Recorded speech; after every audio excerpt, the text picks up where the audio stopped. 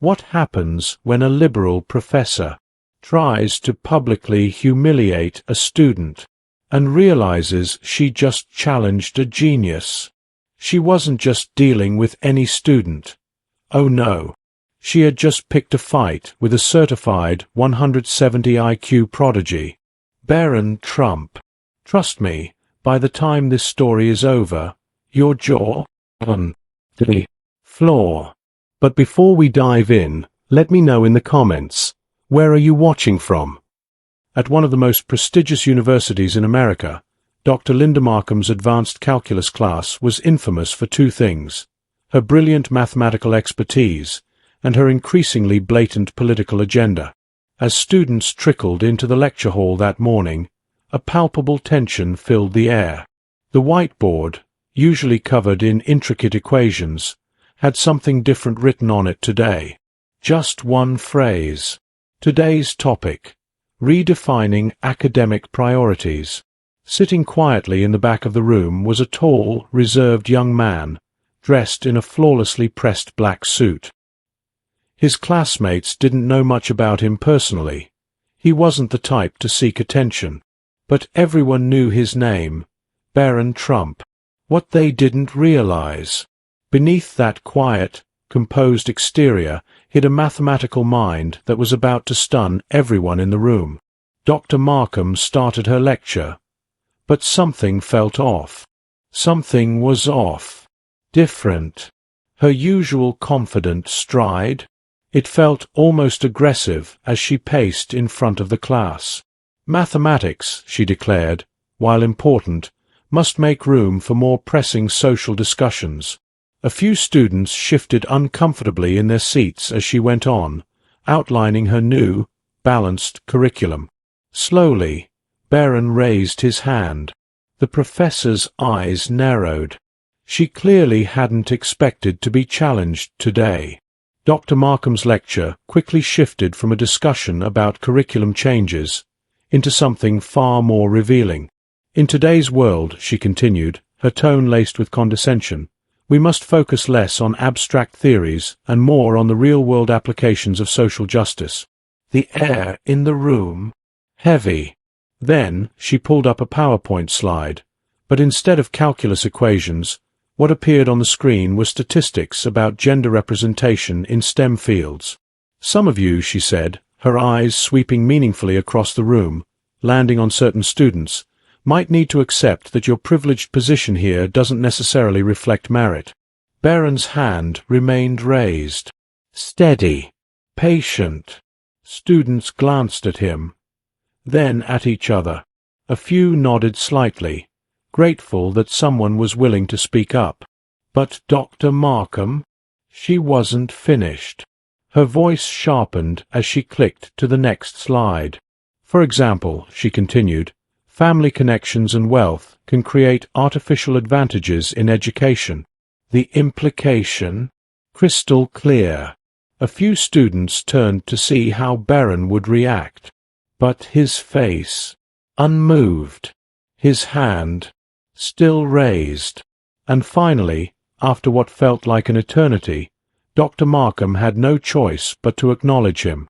Yes, Mr. Trump, she said, her voice laced with a mix of irritation and amusement.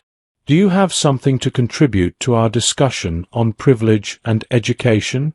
The room, silent. Everyone knew about Barron's perfect test scores. They'd seen him spend hours in the library, helping struggling classmates. But now, as Barron slowly lowered his hand and began to speak, nobody could have predicted what was about to unfold in that classroom. Barron's voice, measured, respectful. Dr. Markham, he began, I believe calculus is fundamental in understanding both theoretical and applied sciences. Many of us chose this advanced class specifically to deepen our mathematical knowledge. He paused for a moment, then added, wouldn't reducing the core curriculum potentially disadvantage all students, regardless of their background? Several students nodded in agreement, but Dr. Markham's expression, it hardened. Mr. Trump, she said, emphasizing his last name, Perhaps you could benefit most from understanding how privilege shapes our educational system. After all, not everyone had private tutors in elite prep schools. What happened next? It shocked everyone. Instead of getting defensive, Barron smiled gently. "You're right about one thing, Professor," he said. "I have been fortunate in my education. That's precisely why I believe we have a responsibility to maintain high academic standards so everyone can reach their full potential." Dr. Markham's face flushed. This wasn't the reaction she expected. "And you think you know better than your professor about maintaining academic standards?" she asked, her voice dripping with sarcasm.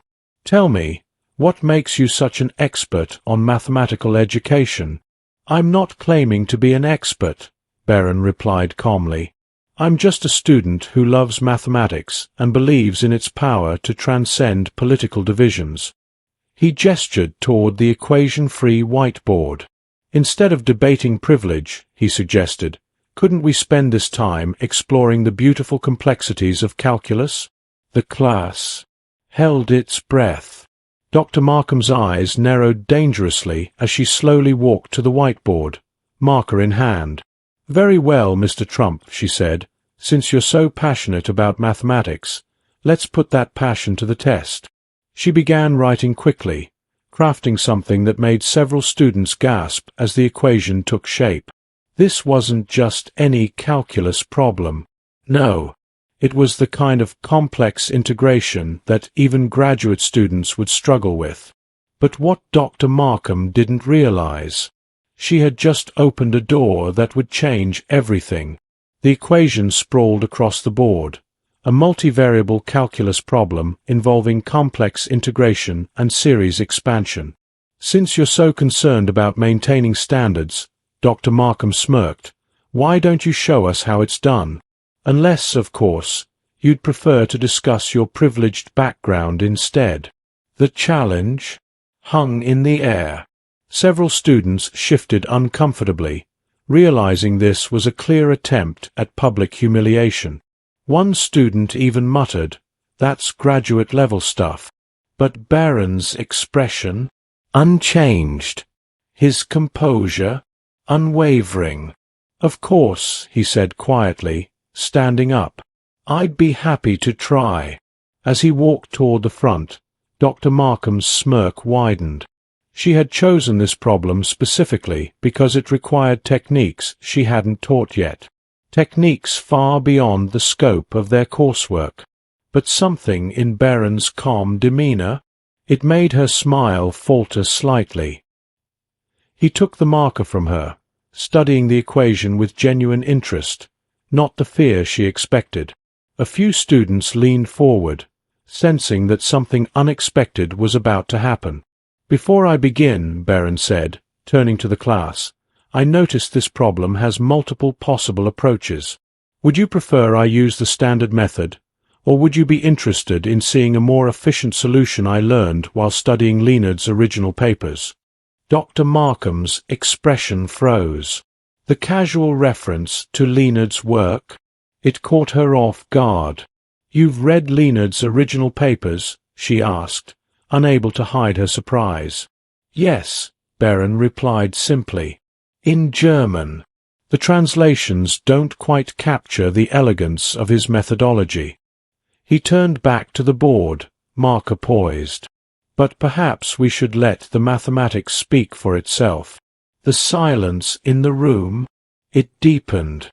Dr. Markham's challenge had just taken an unexpected turn, and as Barron began writing his first line of the solution, no one, not even the professor, could predict what was about to unfold on that whiteboard. Students watched in stunned silence as Barron's hand moved with precision across the board. Each step was clear, deliberate, and surprisingly elegant. But what truly caught everyone's attention? It wasn't just how he solved the problem. It was the running commentary. "This first step," he explained calmly, "uses a technique developed by Euler in 1755. As his marker continued, he added, It simplifies what appears complex into something more approachable. Dr. Markham's confident expression? It began to waver as she followed his work. Between steps, Barron would pause, briefly, to ensure the entire class could follow his logic. It wasn't just about solving the problem. He was teaching it. Several students had pulled out their phones, recording his explanation. Even those who usually struggled with calculus were now following along. Now, Barron said, reaching a crucial point in the solution, we have two paths forward. He turned to Dr. Markham. The traditional method would take another full board. A privileged student trying to undermine my authority? The dean, sensing disaster, tried to intervene. Let's all take a step back. No, Barron said firmly, picking up the marker. Let's take a step forward. He turned to the board and, in a stunning display of mathematical virtuosity that left the entire room speechless, completed both solutions, the traditional method and Liv's approach, in under 5 minutes. As he wrote the final line, the class erupted in spontaneous applause. Even the dean couldn't hide his amazement. But what happened next? It would reshape the dynamic of not only this class, but the entire department. Dr. Markham's face had gone from red to pale. Her carefully constructed narrative crumbled before her eyes. But Barron wasn't finished, and his next words would prove that true leadership isn't about winning arguments. It's about building bridges. Barron turned away from the board, facing both Dr. Markham and the dean. The beauty of mathematics, he said, is that it doesn't care about our politics, our backgrounds, or our biases. It only cares about truth. He gestured to his solutions. These equations tell us something important, not just about calculus, but about learning itself. When we let our preconceptions cloud our judgment, we miss opportunities to grow. The dean cleared his throat. Mr. Trump, while your mathematical abilities are impressive, you must understand that. Before he could finish, a voice rang out from the back of the classroom. It was Michael Chen, a scholarship student who rarely spoke up. That we should learn less math because of someone's political agenda? Other students began standing up. I came here to learn calculus. One called out, not to be lectured about my supposed privileges. Dr. Markham's carefully constructed classroom control was unraveling. But instead of allowing her face to suffer further humiliation, Barron did something remarkable. Professor, he said, loud enough to quiet the growing dissent, your mathematical knowledge is extensive. I've learned a lot from your technical lectures. Perhaps we could focus on that. I'd be happy to assist other students after class, combining your theoretical expertise with practical problem-solving. The offer hung in the air, a chance for Dr. Markham to save face while actually improving the class. The dean watched intently, realizing this moment could either explode into a PR nightmare or transform into something surprisingly positive. Dr. Markham looked at Barron, then at her students, really looked at them. Perhaps for the first time, what she saw in their faces would force her to make a decision that could change everything. Dr. Markham's voice was barely audible when she finally spoke. She started, then straightened her shoulders. I've made a terrible mistake. The admission seemed to cost her, but something had shifted in her demeanor. For years, I've been so focused on fighting perceived privilege that I became exactly what I claimed to oppose, someone who judges based on preconceptions rather than merit. She looked at Barron. You didn't just solve that equation. You taught me something about true leadership. The dean stepped forward, sensing an opportunity. Perhaps this could be a model for other departments. Before he could turn this into an administrative win, chaos erupted outside the classroom. A crowd had gathered in the hallway, students from other classes who'd seen the viral videos being posted in real time. Some were holding signs hastily made from notebook paper, reading "Teach Math," not politics, and merit over bias. The situation was on the brink of spiraling out of control. But once again, Barron stepped up. Walking to the door, he addressed the growing crowd. "If you're here because you want to learn," he said, his voice carrying a natural authority, "then come in. There's plenty of room." Students flooded in, filling every available space. Dr. Markham watched in awe as Barron turned back to the board, marker in hand. "Now," he said, "who wants to learn about the practical applications of calculus in real-world problem-solving?" What happened in that classroom over the next hour would become a university legend. But the real story, it wasn't about equations or politics. It was about something far more powerful that was about to unfold. The story of what happened in Dr. Markham's calculus class spread like wildfire across campus, but not in the way anyone expected. Instead of becoming a tale of conflict and humiliation, it transformed into something far more powerful. In the weeks that followed, attendance in the advanced calculus class tripled. Students weren't just coming to learn math. They were coming to witness a remarkable partnership. Dr. Markham, humbled by her experience, returned to her true passion for mathematics, and Barron, true to his word, began hosting study sessions that bridged the gap between theoretical knowledge and practical application. But the most surprising change? It wasn't in the curriculum. It was in the culture. The class became known as a place where questions were welcomed, where merit truly mattered, and where learning transcended political divisions. Students who had once felt intimidated by both the subject and the atmosphere now found themselves excelling. One day, as Barron was helping a struggling student master a difficult concept, Dr. Markham approached him. "You know," she said, "you could have destroyed my career that day. Instead, you helped save it." She paused, then added, "Your father would be proud." Barron's response reflected wisdom beyond his years. "The goal was never to tear anyone down, Professor. It was to lift everyone up." Today, that calculus class serves as a reminder that true education isn't about power struggles or political agendas.